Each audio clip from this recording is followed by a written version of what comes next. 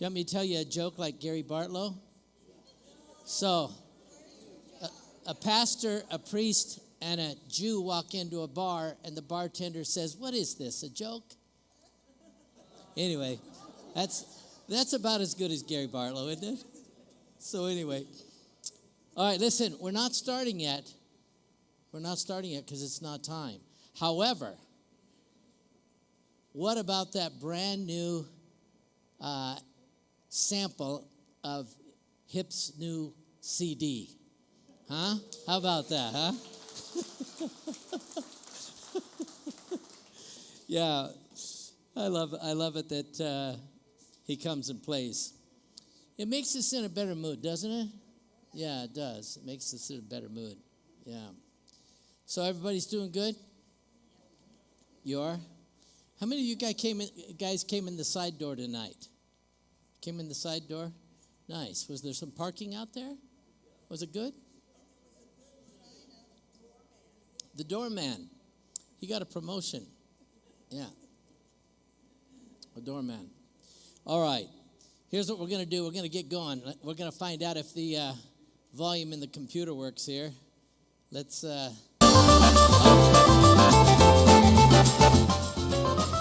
you hear it yet?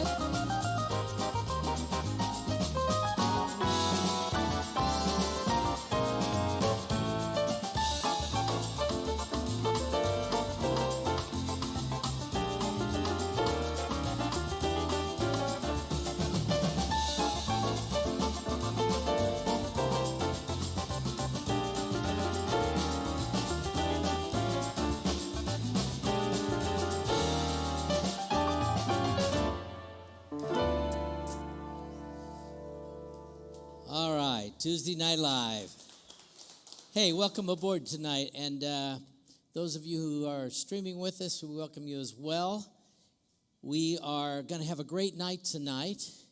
I've got some really interesting pieces that we're going to look at tonight in our deeper dive. But we're going to kick things off like we usually do, and that is asking our question, are things falling apart or are things falling in place? I thought what would be fun is to invite the Beach Boys to kick off our evening tonight and make sure that you had a chance to hear them. Let's see. Hold on here a minute.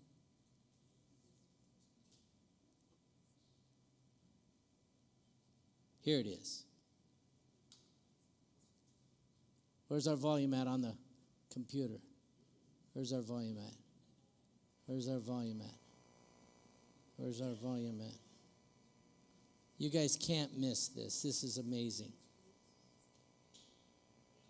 It's playing. It's playing.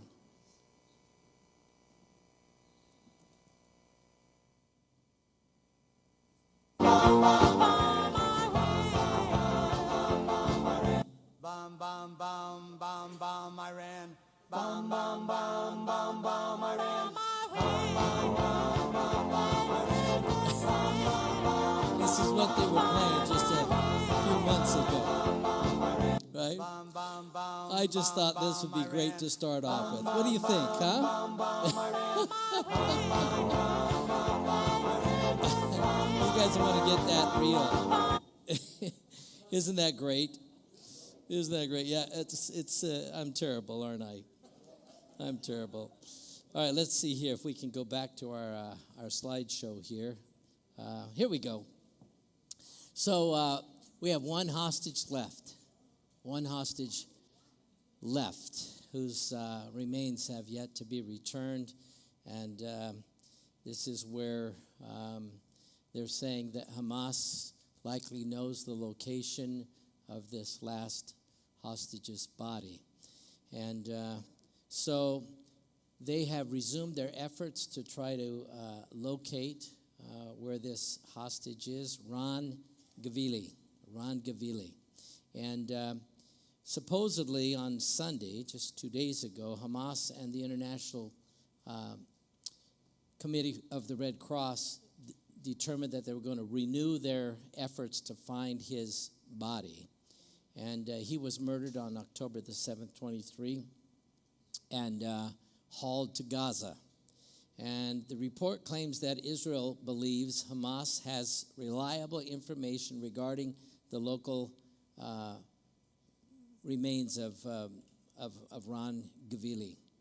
And Israeli officials told Channel 12 that they are optimistic that the matter will be resolved soon. So they expect to get him home maybe during Hanukkah, which would be a wonderful, wonderful thing that would happen there.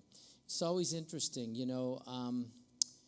those of you who were able to attend the event where we had 2 hostages, and I asked about, how was it to get taken by the Red Cross and delivered to the Israelis.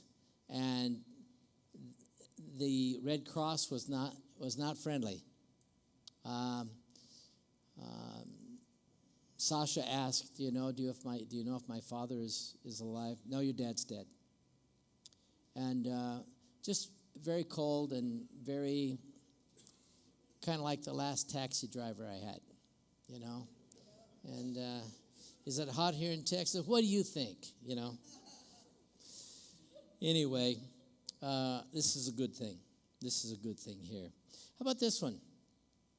Egypt and the European Union stepping up preparations to dispatch Palestinian police force to Gaza. This is an interesting piece because they decided over the weekend, a Hamas official, let's see. Let me go. I'm off one here.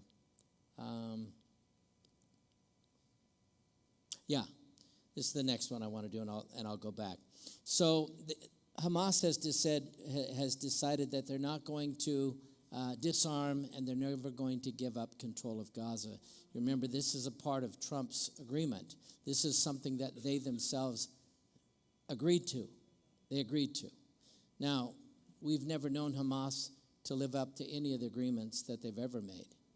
But in this particular case, they have rejected all the calls for the terror group to disarm and cede control of the Gaza Strip to the international peacekeeping forces. Now, we don't know who those people are yet, but protecting the resistance project and the resistance weapons is our people's right to defend itself. This is what the Hamas leader said. The resistance and its weapons are the honor and pride of the nation. And so he rejected the calls for disarmament and letting go of the control of Gaza. And so the Israeli Foreign Ministry put out a statement. Hamas is making a mockery of President Trump's peace plan. This Hamas leader made this announcement from Istanbul, which tells you that the relationship there with Turkey is very, very open between Hamas or terror groups and Erdogan. And so he makes this announcement from Istanbul, and he underscores several times in the announcement that they have no intentions whatsoever to disarm and no intentions to let go of the oversight of Gaza. It's going to be interesting to see what happens on this. And the reason I say that is because, let me see if this is the next one.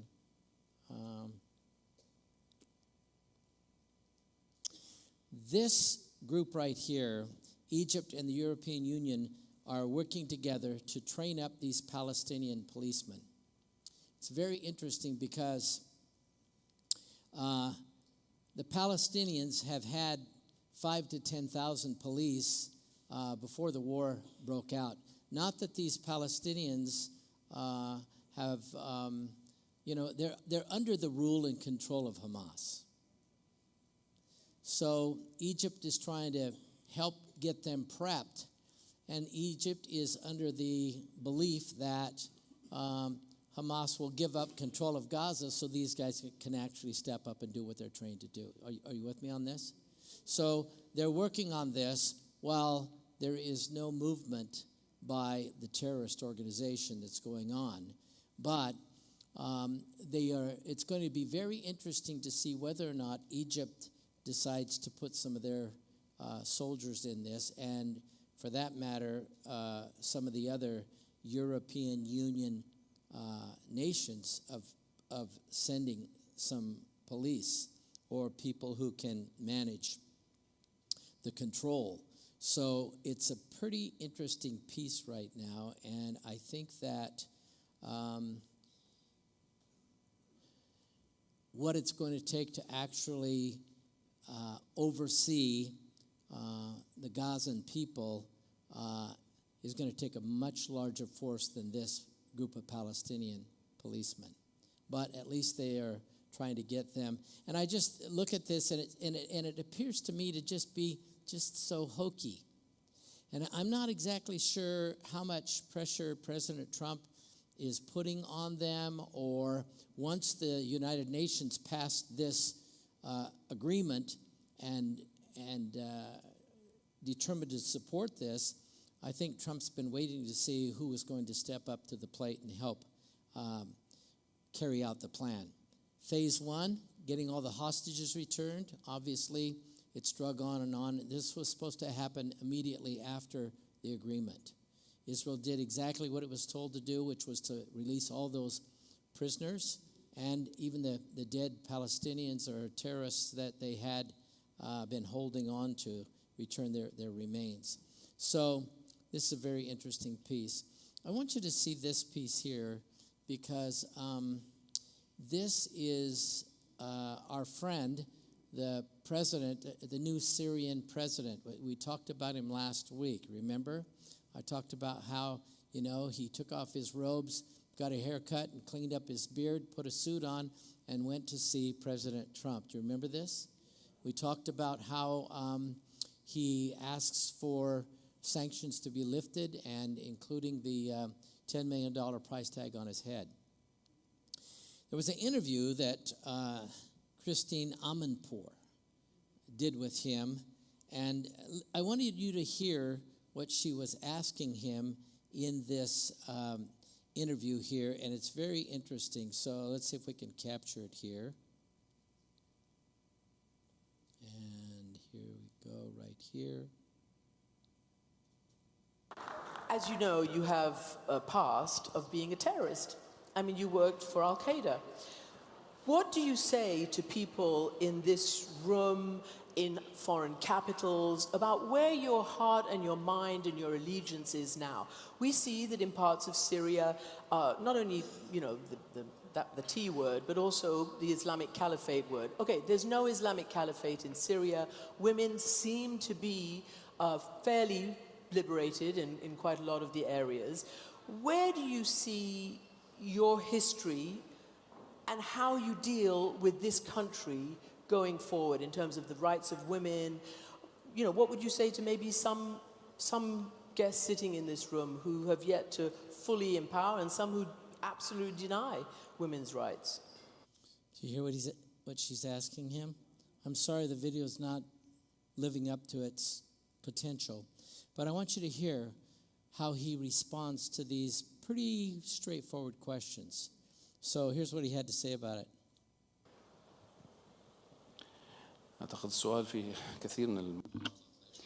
I think that the question has a lot of issues in it and contradictions, but still I will try to answer the question.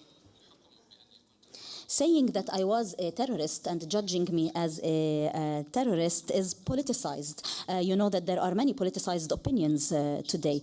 Judging on people as terrorists need to be proven, because what is the definition of terrorism or of a terrorist?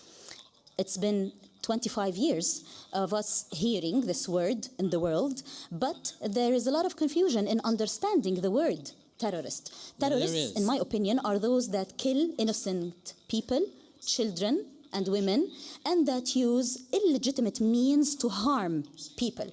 If we try to extrapolate this description on several countries in the world, we find that the number of victims in Gaza, 60,000 people, most of them are innocent. The Syrian regime during or along 14 years has killed more than 1 million persons in Syria, and until now you have 250,000 disappeared persons with their destinies unknown, or their fate unknown. We have liberated all prisons, but we still do not know anything about these people.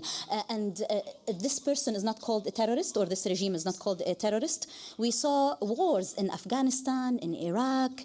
All of those that were killed were innocents. And it is the killers that describe others as terrorists. So I think that after 25 years, people are now more aware about who is a real terrorist and who deserves to be called a terrorist. Okay. I mean, what'd you get out of that? Huh? He's one of the biggest contributors to all those deaths in Syria. And did he ever respond about the treatment of women? Yeah, he gave quite an amazing answer, right? And so the interesting thing about this guy is he is not to be trusted. He is not to be trusted. He is a bad man. And we have a variety of these who come across as people who are now going to be decent. He's about as decent as King Herod. And it's ridiculous. I want to talk about another one. I don't have the slide for, and that is that the U.S.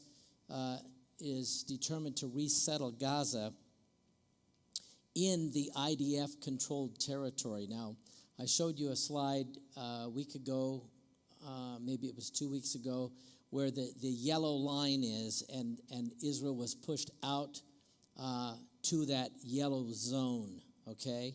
So the United States is planning on resettling these Gazans into the area that the IDF controls there in Gaza with temporary housing. So it's temporary housing with additional infrastructure. So think about this.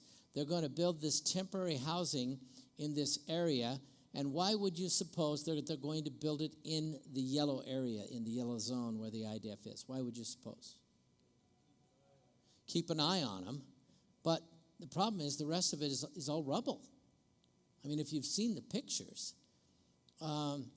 there's a lot of rubble to move before they can ever have any kind of appropriate land to build on. But they drafted this pilot program, and the concept of constructing this temporary housing area to resettle these Gazans is going to be referred to as the Alternate Safe Communities, the ASC, Alternate Safe Communities. So they're going to build these communities roughly to house 25,000 in these temporary housing places. And they're going to be built first and foremost in Rafah, the Rafah sector of southern Gaza. And it's deep into the territory that Israel actually holds right now.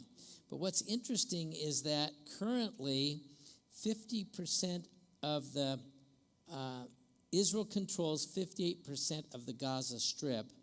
98% of Gazans live in the 48% of Gaza. Do you get this? 98%. So think about that population of Gaza. There's upwards to 2 million. 98% of that 2 million live in 48% of Gaza. Now, this is going to be a really, really interesting piece because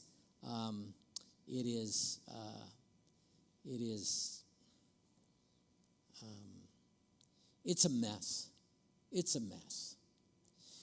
John, I wondered if I had the headline for the new weapon from Israel. We don't have that. Okay, well, I'm going to tell you about this because Israel has just come out with a new weapon that's laser. So think about this for a minute because what they come out with is going to absolutely rewrite the air defense, and it's going to be crushing the drones and the rockets that are fired into Israel. And so if you've paid any attention to all that Israel has put up with from Iran has done a pretty phenomenal job creating drones. And these drones are a wicked piece of hardware. I mean, it is wicked. They are about 5.5 feet long. They have a 2.5 foot wingspan and a carbon fiber body that it makes it very hard to detect on radar.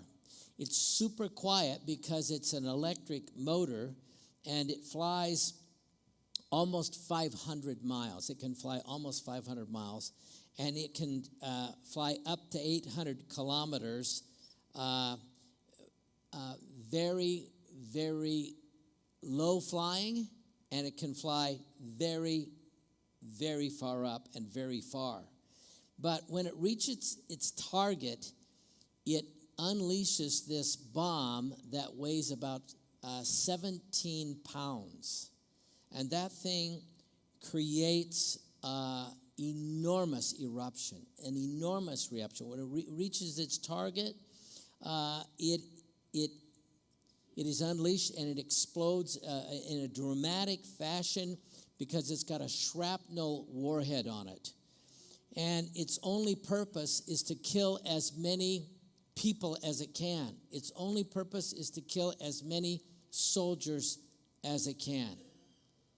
So what's really interesting about this is Israel has decided that it's going to push back on this and, leave it enough alone to have the Israelis given time. They can come up with just about whatever they need to in order to defend themselves. But this is the most advanced stuff that they've ever come out with since its birth in 1948. It's called the Iron Beam. It's this high-powered laser weapon, and you should look this up. So this Iron Beam laser defense system, it starts with detecting threats, detecting aerial threats, and it is going to be launched the end of December. They're going to start using this piece of defense at the end of this month. And one of the key inventors said the system was a complement to the Iron Dome, David Sling, and Arrow air defense systems, and is expected to fundamentally change the rules of engagement on the battlefield. The system uses a 100-kilowatt laser to intercept rockets, mortars, and UAVs, drones, at a range of more than 6 miles at a fraction of the cost of traditional interceptors. So when David Sling fires those missiles, when Iron Dome fires those missiles, those are at least $50,000 each. And they usually fire 2 to take out a rocket. So think about this. They're going to be able to use this new laser system with the estimated cost per firing is about $2 to $5 compared to $40 to $80,000 for a single Iron Dome interceptor.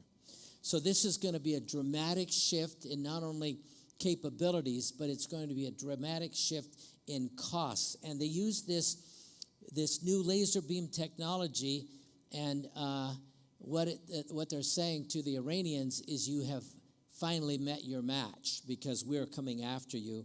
And it's certainly going to be a welcome addition to Israel's defense budget. It's a very impressive piece of technology, and it's incredible.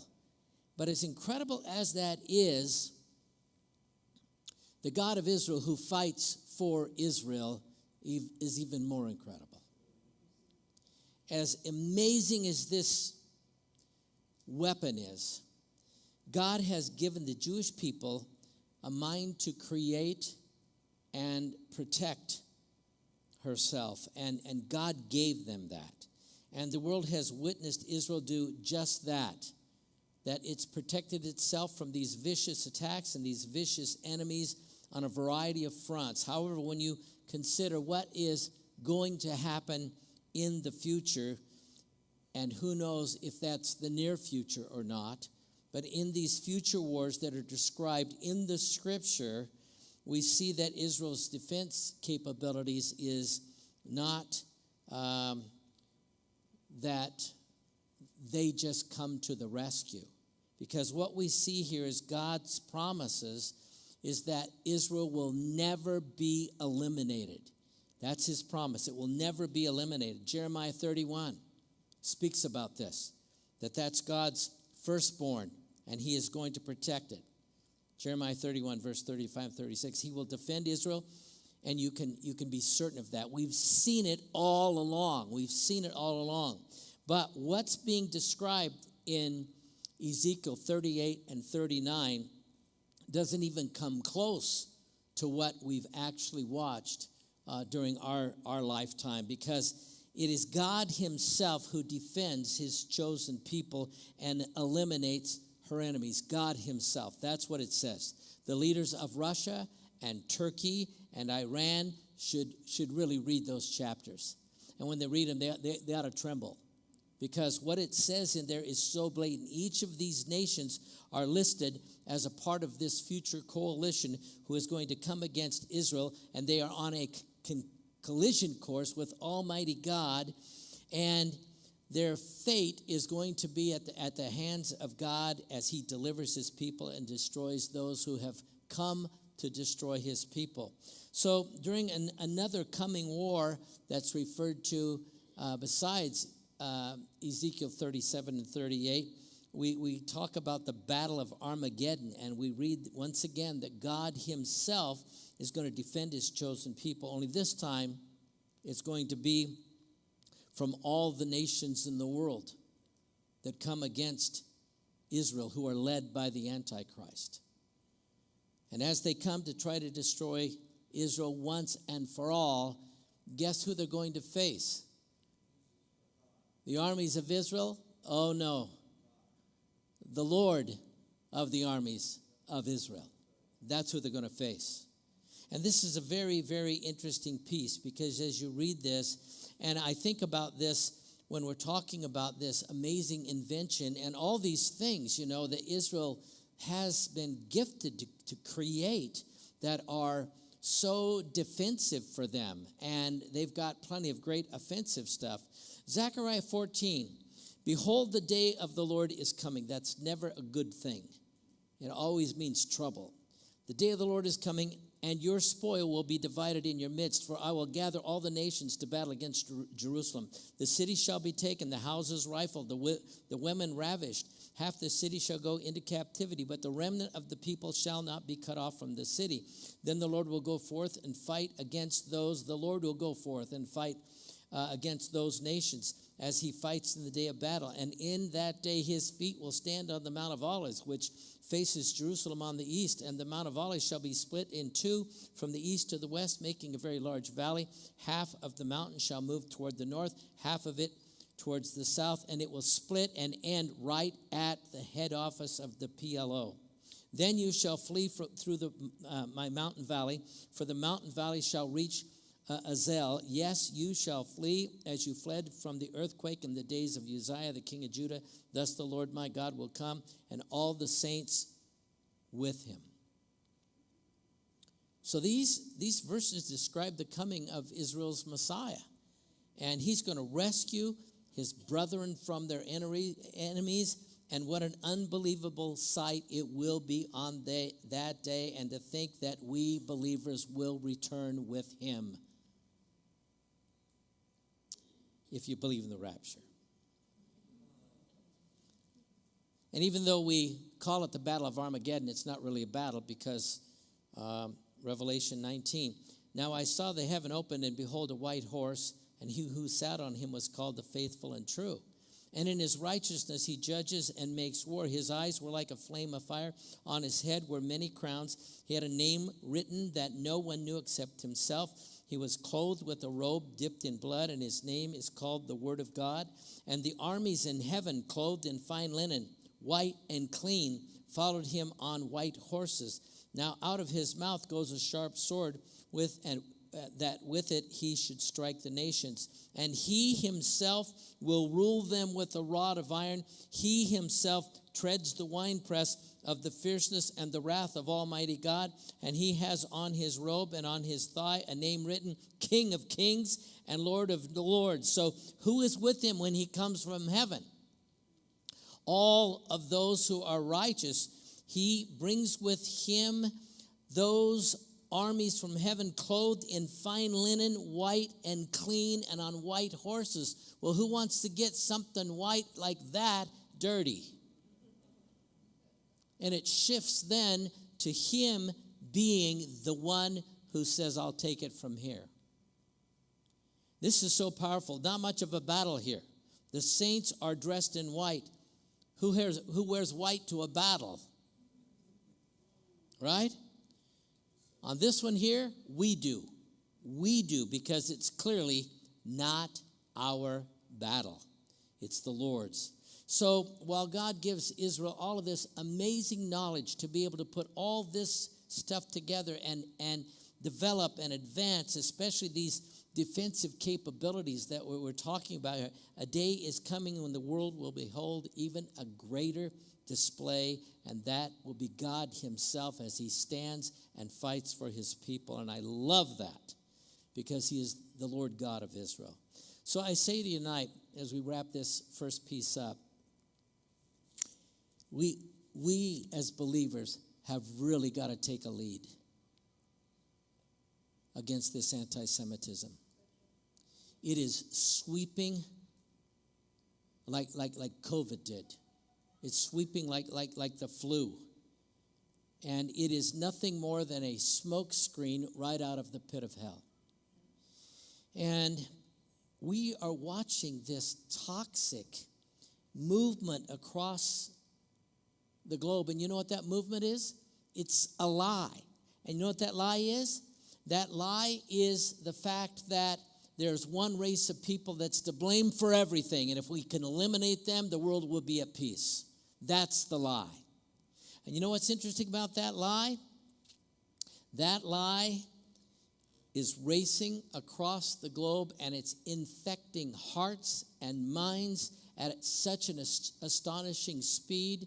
And we've got all these people who are buying into the lie, who believe that humanity's problems can be traced to just one group of people. And if we can do something about them, the cure is to wipe them out, cut them off, cripple Israel, turn Zionism into a crime. And I'm telling you, we have got to be more serious than we've ever been about this issue. Do you hear me tonight? We just wasted a good time tonight if we walk out here and we carry none of this with us. I'm not telling you this because I think we should do it. I'm telling you this because this is the command for those followers who love God and love his firstborn. And I think this is such an important piece. Such an important piece. He's bringing us with him when he does what? He fights for Israel. We have the opportunity to be the glove and he's the hand right now, and we have a chance to fight on behalf of Israel. You know, they were fighting a 7-front war.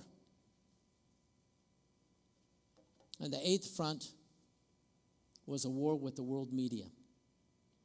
And the amount of people who are now shifting over, where I'm not against Israel, I just hate its government.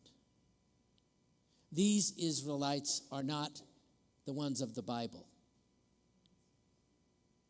That Israel is not this Israel. This is the lie. This is the lie.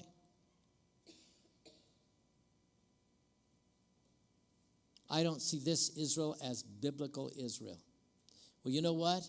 These are all people who are not reading their Bible. These are all people who are buying into the lies of the world and who have a level of hatred in them or disdain or rejection towards, you know what? Listen, Netanyahu is not a perfect person by any means. Neither are all 120 in the Knesset. But lay them alongside our own political structure, and you see a dramatic difference? I don't think so.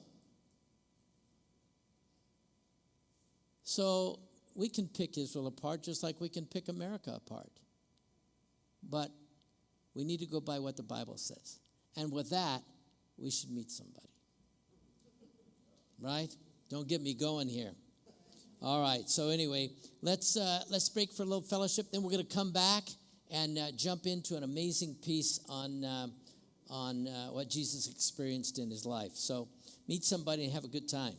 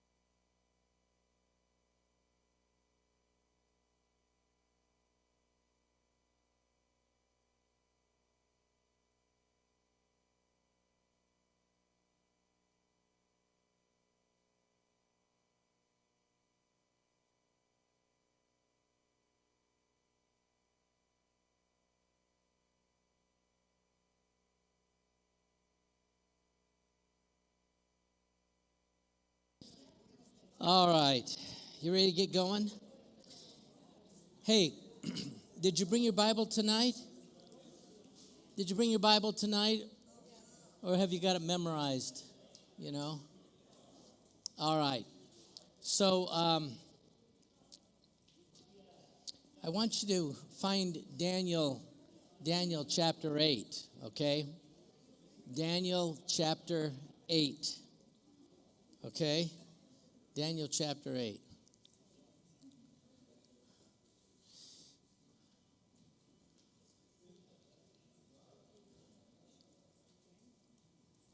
So, is Hanukkah just a Jewish thing? That's the question we have for us tonight. Why should it matter to us? What's the big deal? This is an important piece. So, the story starts. Who's here with their Bible? Yeah. Let me borrow your Bible for just a minute. Yeah. Okay. Daniel. Okay, so you can find this story.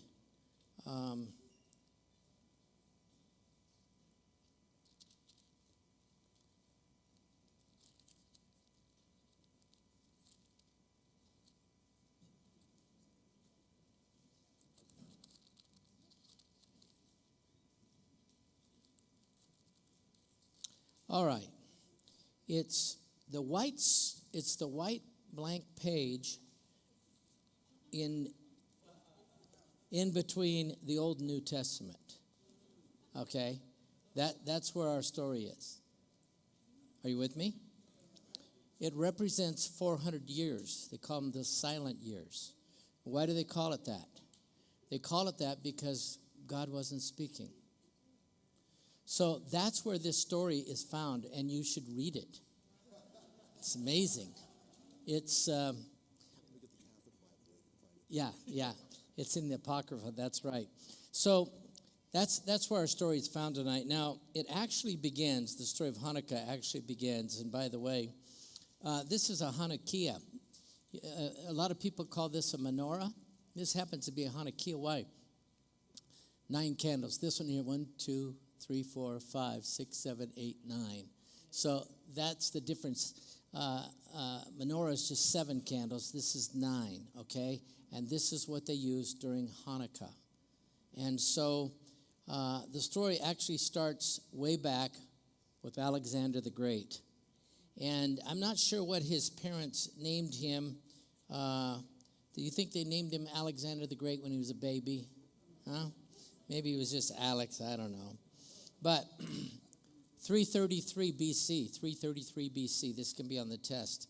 Last week I asked you how far was it from Jerusalem up to where, to Gesher? You remember that? Okay, this is our number tonight is 333, okay? Just remember 3, right? 333, okay? So what was really interesting is he was a student of the renowned pagan Greek philosopher Aristotle. And Aristotle filled this kid's head full of stuff. He conquered Syria. He conquered Egypt. He conquered Babylonia. And during that time, he promoted a lot of the Hellenistic culture, the Greek culture.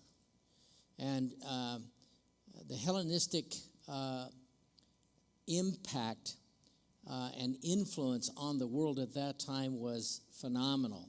And he encouraged the people to study the language, the customs, the ways of the Greeks, the dress of the Greeks. And after his death,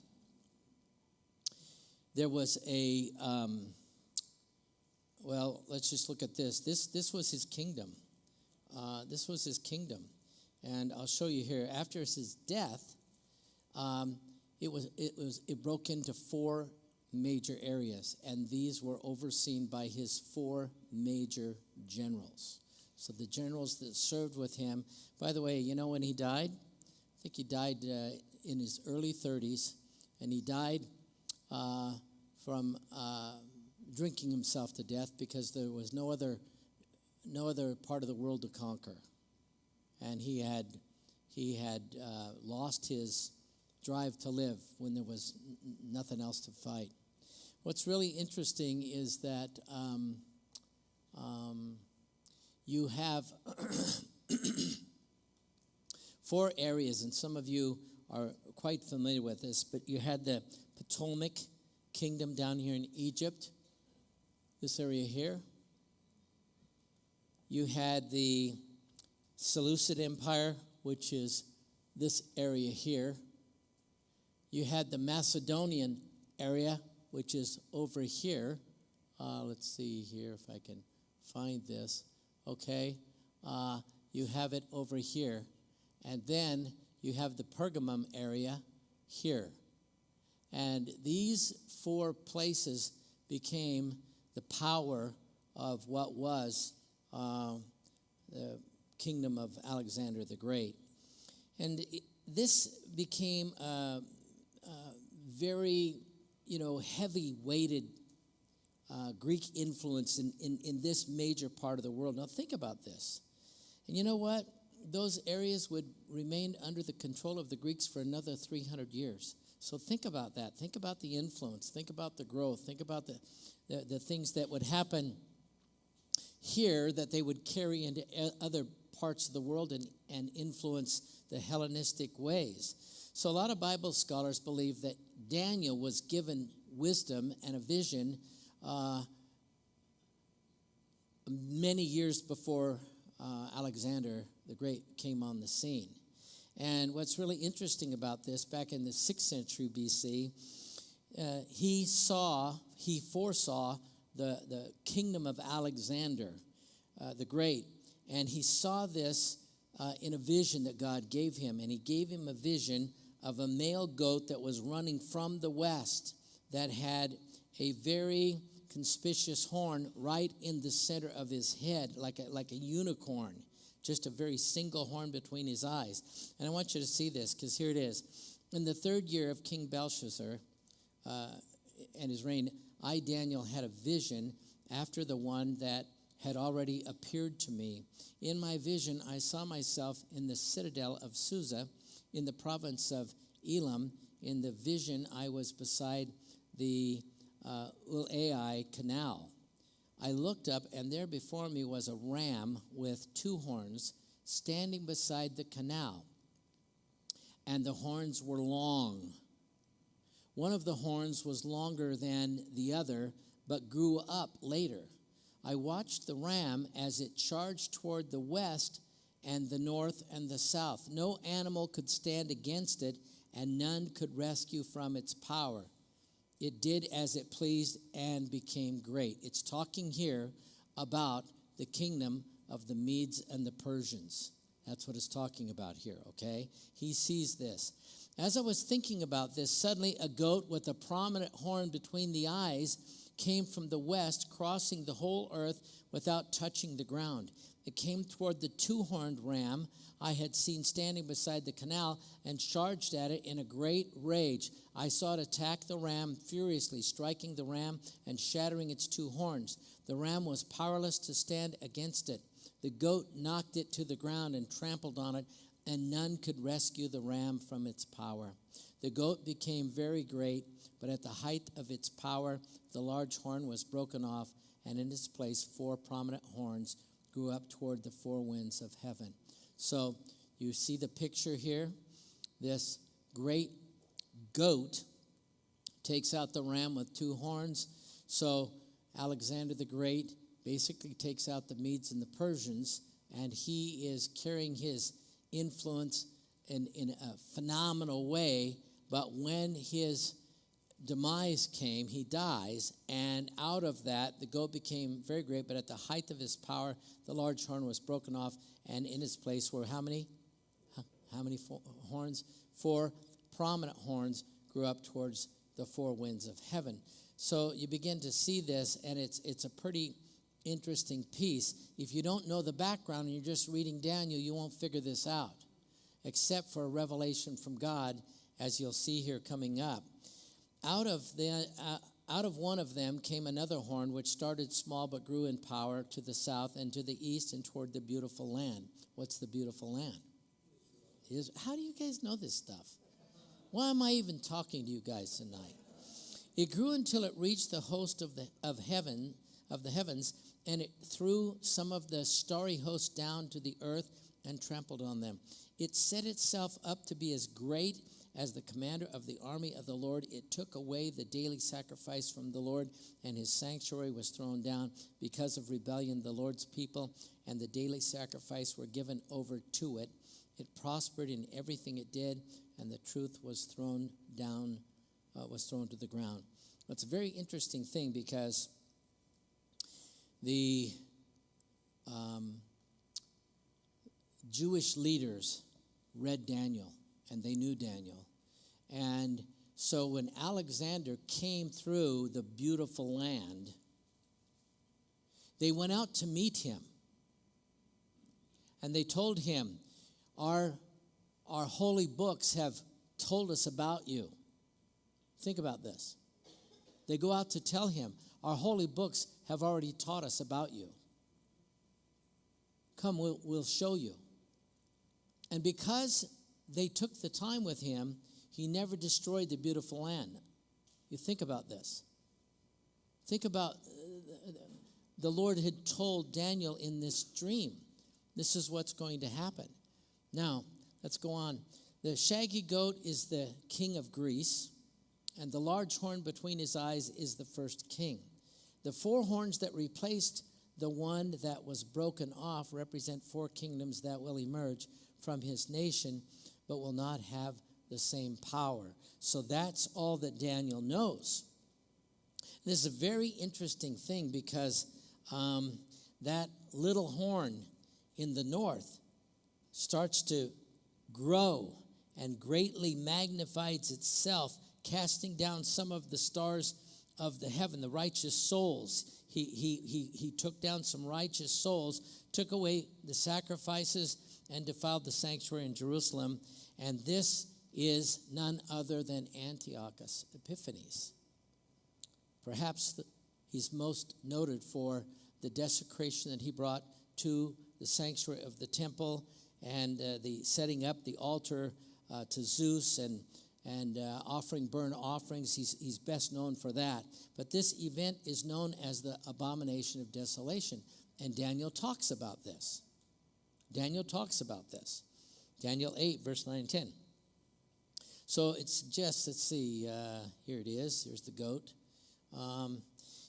Thank God for Kodak back then, because we wouldn't have this if it weren't for them. Thank God for this. But, they captured it so well, right? And here's Antiochus Epiphanes. And this guy is one bad dude. And it was decreed that this was going to occur 2,300 days into his reign, that this abomination of desolation would in fact happen. And that is a part of Daniel's prophecy. It has kind of a dual aspect to it because it talks about the rise of this little horn, and then it suggests far more, pretentious than the reign of this local tyrant. This horn grows exceedingly great towards the south, towards the east, towards the glorious land. It grew great, even to the point that, the host of heaven, those righteous, were impacted by this.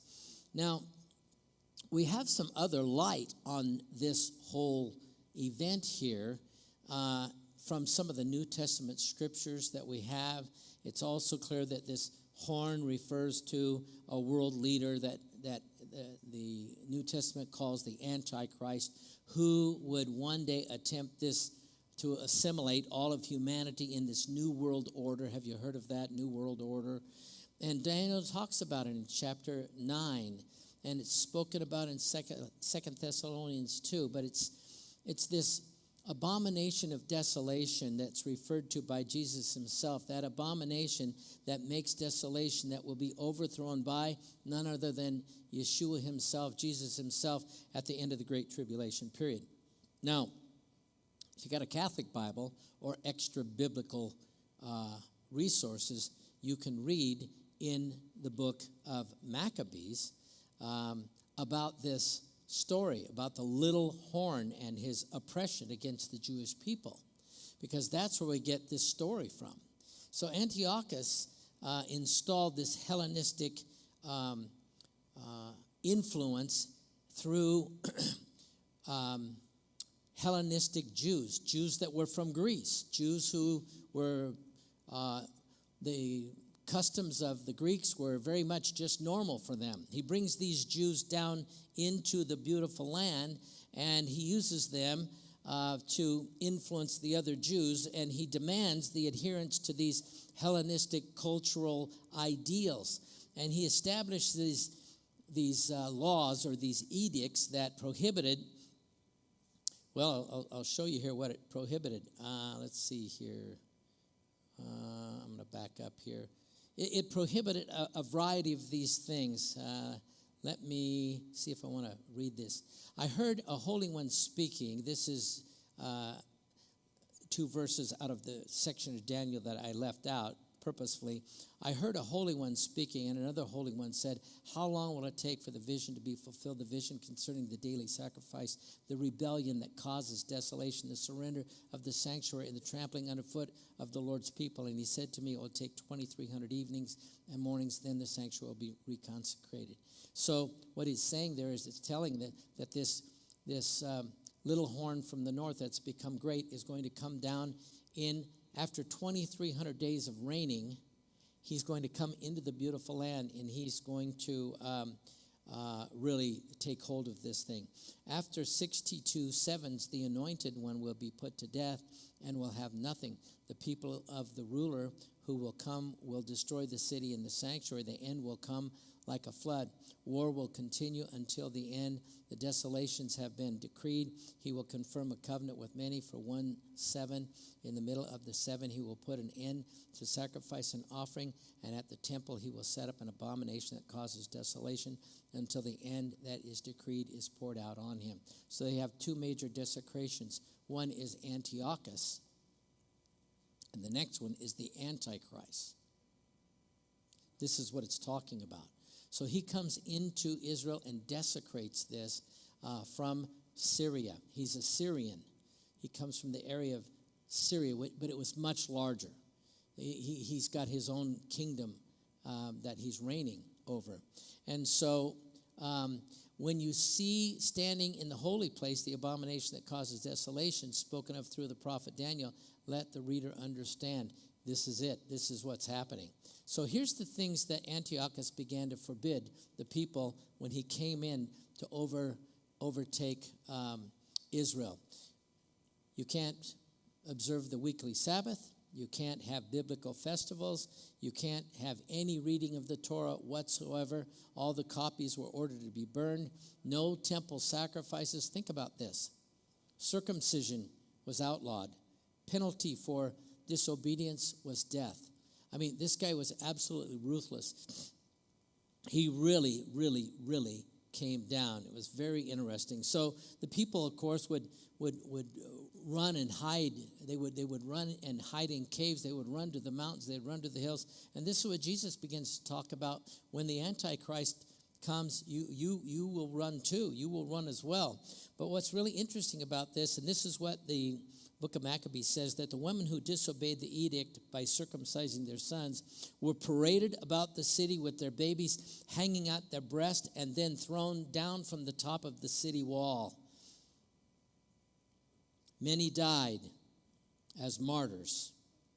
Well, eventually this resistance against the Hellenism and the Hellenization among the Jews resulted in war.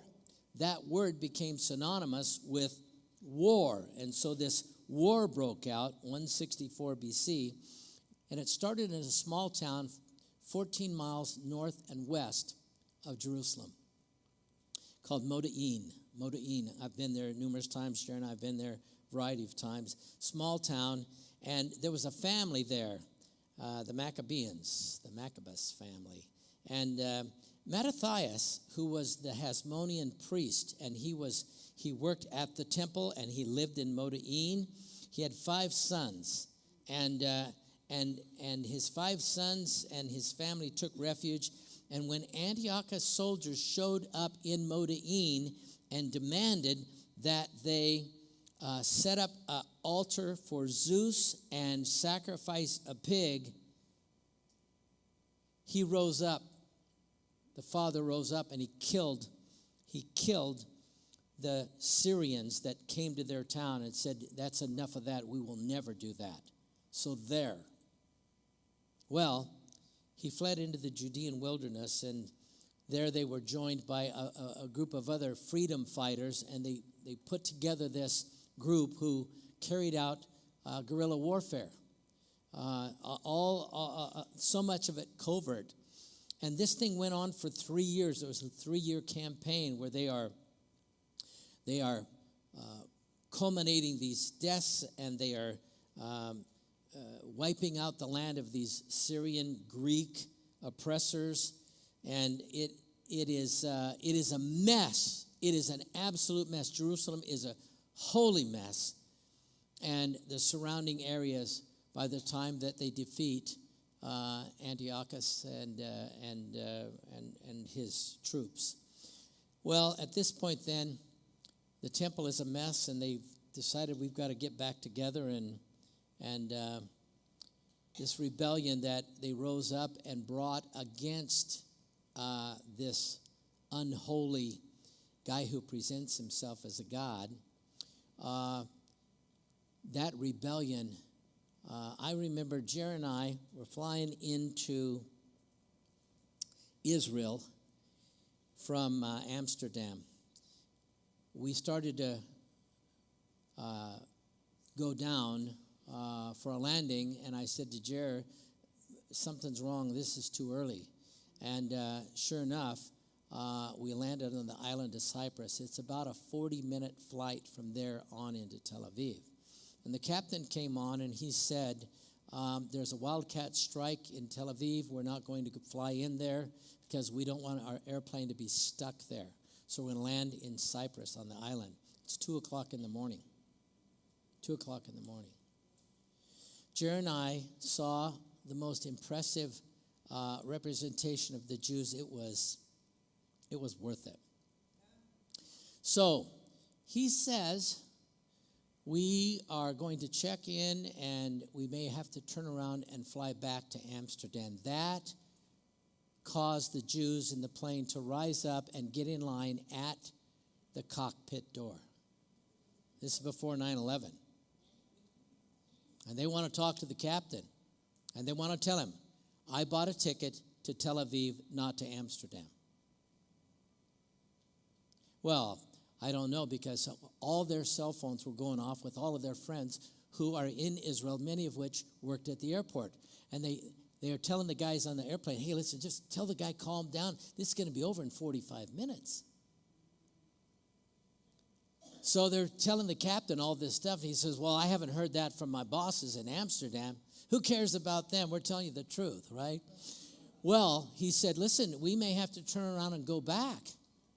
And they said, we will throw our bodies down in front of this plane before you ever are able to take off. Now think about this. When's the last time you ever sat on the tarmac in the middle of the night and the captain gave the orders to open up all of the cabin doors and bring the liquor carts down the aisles? And that's exactly what happened. It's the closest I ever came to seeing what we're reading about right here, where, you know what, we're not taking no for an answer. We've had enough of you. Well, long story short, just exactly what they were told exactly happened. And finally he said, ladies and gentlemen, you need to get back in your seats. We're going to close everything up. Oh, by the way, they were allowed to smoke. Yeah, they were allowed to smoke in the plane. So anyway, it was a memory maker. But anyway, it was so impressive to see the stiff-necked Jews line up and say, we're not putting up with that. We will not do that. We're going home. And it was amazing. And I honestly, if everyone would have just been, all right, we'll just sit here and wait. But as soon as he said, we may have to go back to Amsterdam, nope, we're not going back there. So I think about that when I was working on this piece here, and I just think, wow, you got to have some of that chutzpah. You know what I mean? You got to have some of that chutzpah. Well, anyway, so in addition to these prophecies of Daniel, there's a variety of evidence of this festival and this event that's happening. And Hanukkah, the Feast of Dedication, that's what that means. It's the Feast of Dedication. It really becomes a part of Jewish history and tradition, probably about 160 years or so before Jesus ever comes into our world. And so it's been going on for a while. Well, the most important piece of the evidence from the New Testament is where we read over in John chapter 10. And this is Jesus going to the Feast of Dedication. And this is the only mention in all of the Jewish writing in the Bible. This is the only mention of Hanukkah, which people don't see it because it's called in the Bible the Feast of Dedication. Do you get this? John 10. Then came the festival of dedication at Jerusalem. It was winter. And Jesus was in the temple courts walking Solomon's colonnade, and the Jews who were there gathered around him, saying, how long will you keep us in suspense? If you're the Messiah, tell us plainly. And this is the piece that we read. Now, most of the time when you read the Gospel of John and you see that, you never link it up with Hanukkah. And this is a really interesting piece because he's walking there on the Temple Mount, and the extra biblical resources that talk about this, like Josephus himself, he refers to the commemoration of the Maccabees as an 8-day festival of lights.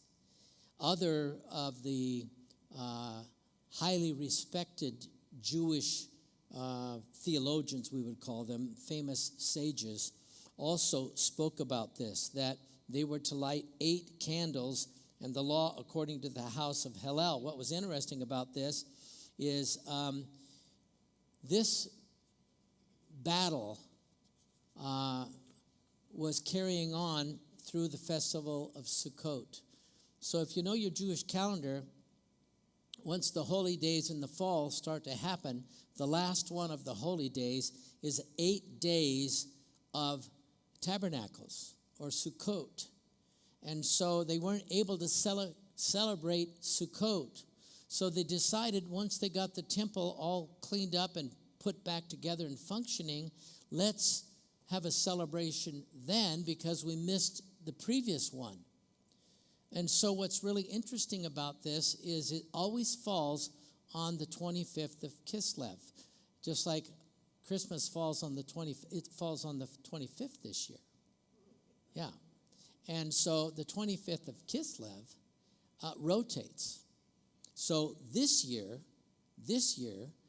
Kislev, the month of Kislev, and Hanukkah starts December 14 and goes until the 22nd.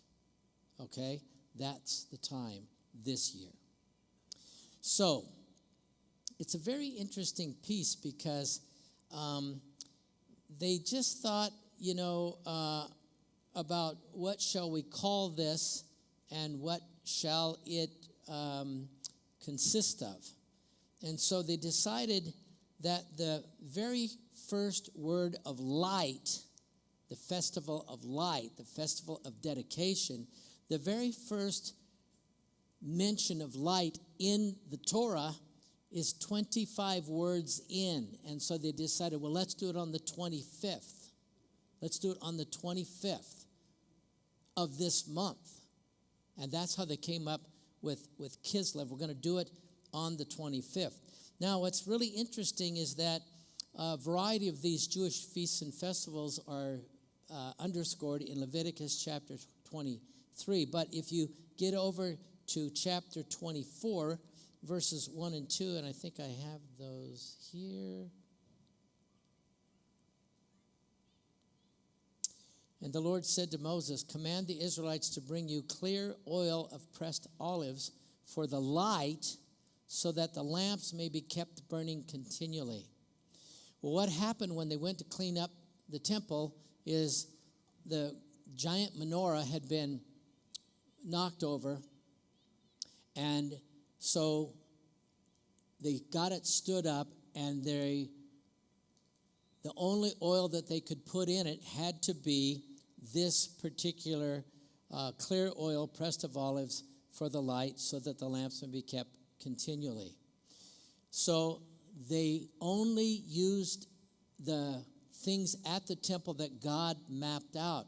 And so they had to have the very first pressing of the olives and get the best olive oil. And then it had to be set aside for 8 days, because it had to meet the holy criteria. Well, they happened to find a small container of oil that was just enough for one day's burning. Just enough. And so they put it in there. It was the jar of oil that had been already marked and approved by the priests. They knew it was holy. They put it in there. They lit the thing up, and instead of lasting a day, it lasted for 8 days. And so when you go back, and once again we have our Hanukkah here, you have usually a slave candle. So there's 8 nights. Why do we have 9 lights? Because you light the first one, and it's the slave candle, and it brings the light to the other candles. Think about this. It's a slave candle. It's a servant candle. And it's bringing the light for the first night, and the second night of Hanukkah you light 2, and then on till you have on the 8th night you have all 8 of them. But it's each night it's the servant candle or the slave candle that's bringing the light to the rest, so that it brings light instead of darkness. So they are very, very emphatic about following what is mapped out by God, following the laws. So years after this Maccabean revolt, Hanukkah is being celebrated in the very same temple that had been destroyed and now cleansed and now functioning. And what's interesting is that a few generations earlier, before Jesus, this is what went on. And here Jesus is. And, he's hearkening back. He's there at that. He's observing Hanukkah. And he's hearkening back to what happened. And while he's there, as we read, they ask him, how long are you going to keep us in suspense? If you're the Messiah, tell us plainly. If you're the Messiah, tell us plainly. Well, if you recall that during the Second Temple period, which is the time that Jesus was there were 4 sects of Judaism, or 4 denominations within Judaism. There were, I think I have these here. Here we are. 4 denominations. The Sadducees. This group followed the laws but didn't believe in the resurrection, which is very sad, you see. That's how you remember them, right? It's going to be on the test. Very sad, very sad. Second is the Pharisees. These guys were really the keepers of the law. I mean, they were so adamant about this, keepers of the law.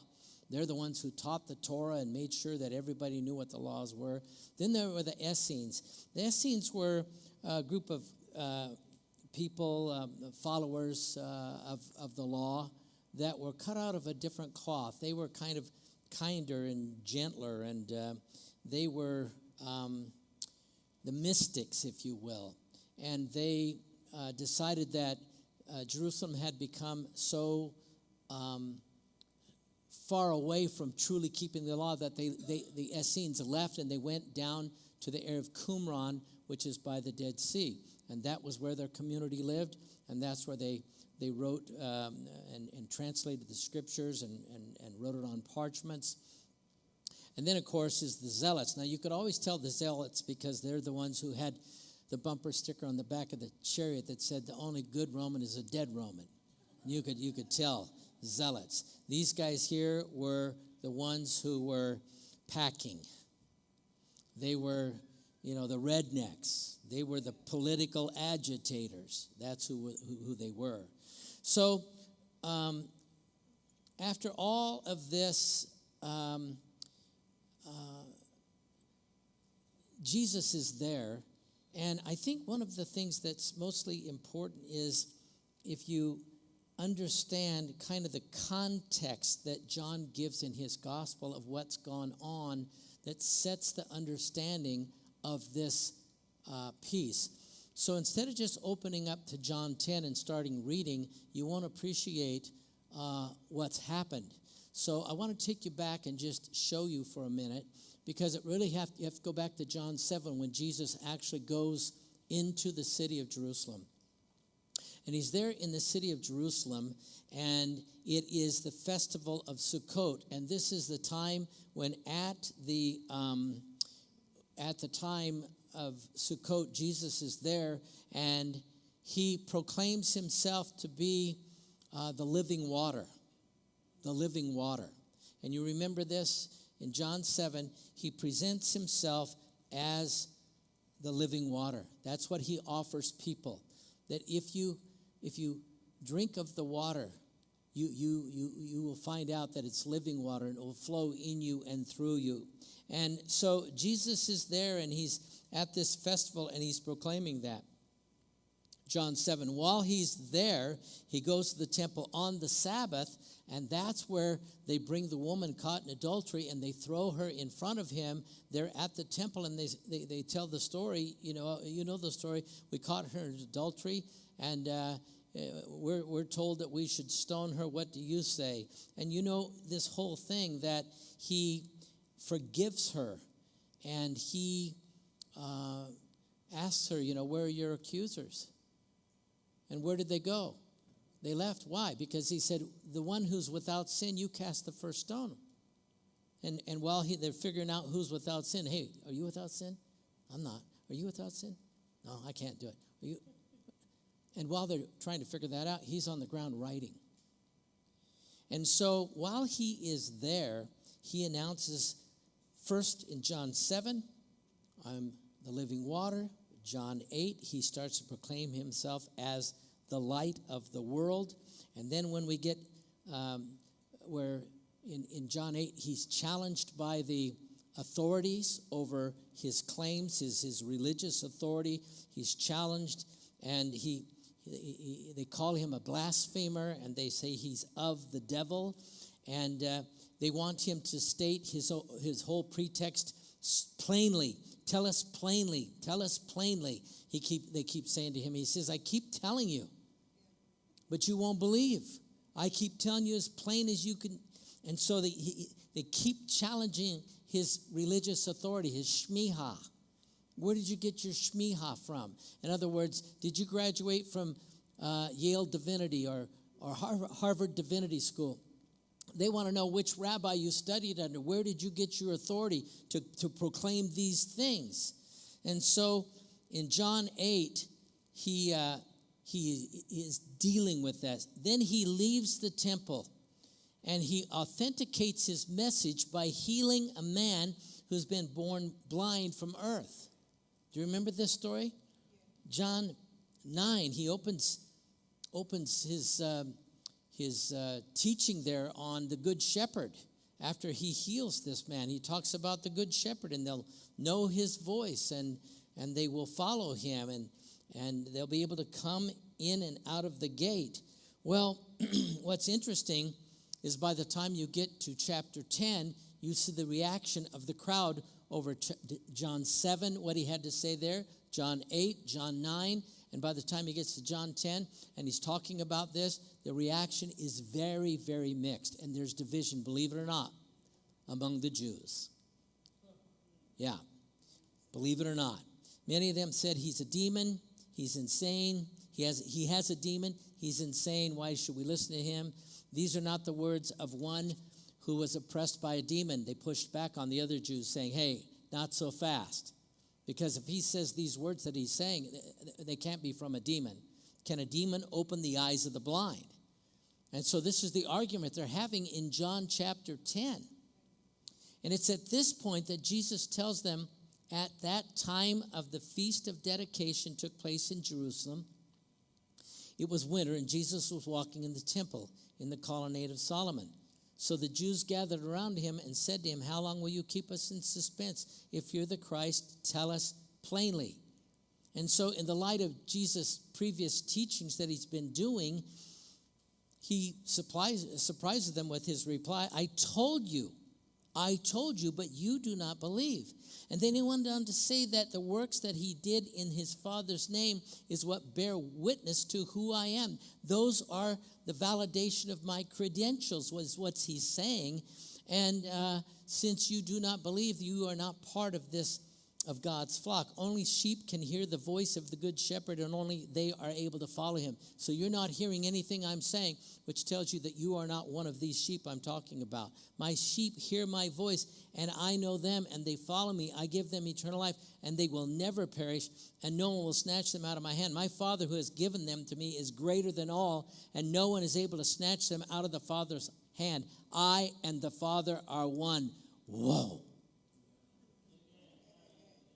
And upon hearing this, the Jews wanted to stone Yeshua for blasphemy, since they rightly understood Yeshua's claim to be divine. It is not for a good work that we are going to stone you, but for blasphemy, because you, being a man, make yourself God. You got it. You got it.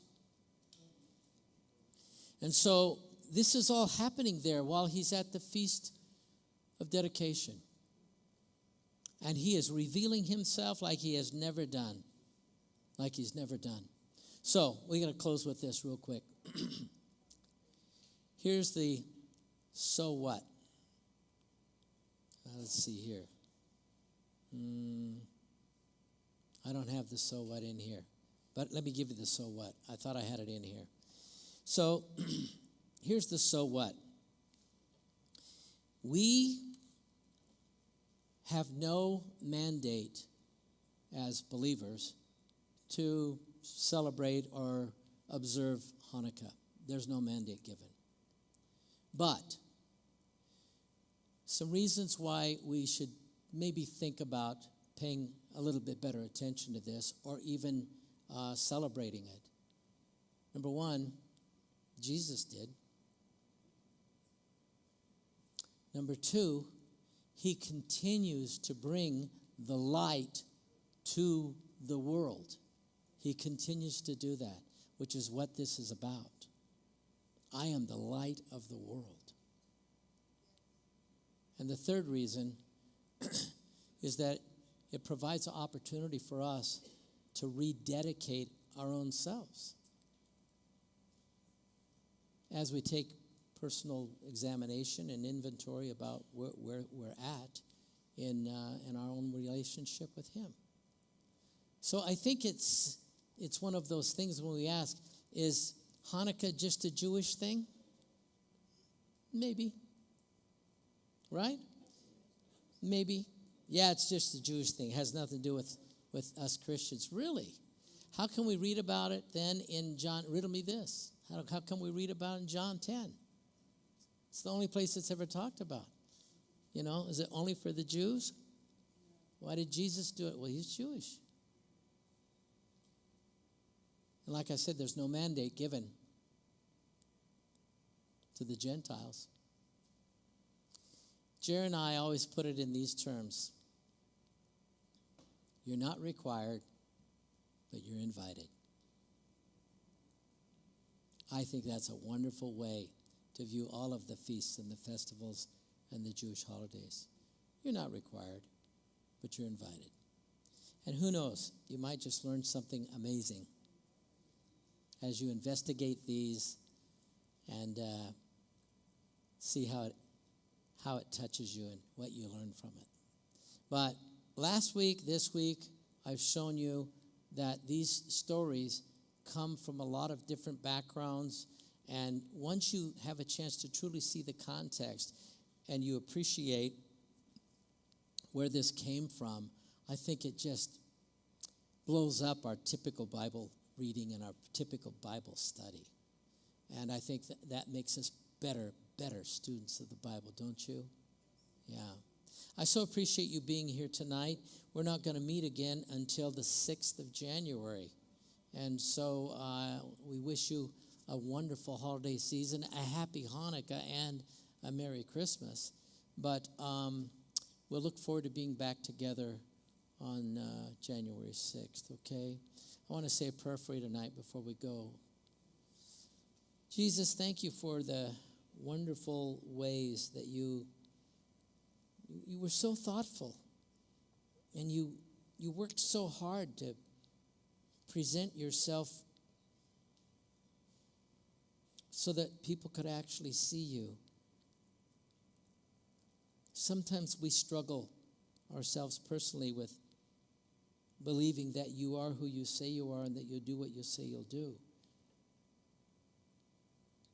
We believe it, Lord, better for others than we do ourselves. But I know that there's things that you want to reveal to us that many times we don't see. And we become just like the people we're reading about. Open our spiritual eyes. Let us hear from heaven. May this new year that's approaching us be a tremendous year of spiritual growth in us. Let us, Lord, become great in our understanding of your word and great in our pursuit of you. Thank you for these who are here tonight, those who streamed. Bless them. Watch over them. Keep your hand upon them. Turn your countenance towards them and blanket them in your wonderful shalom. In your name, Jesus. Amen. Hey, nice to be with you guys tonight. Really nice. Yeah. All right, let's get out of here.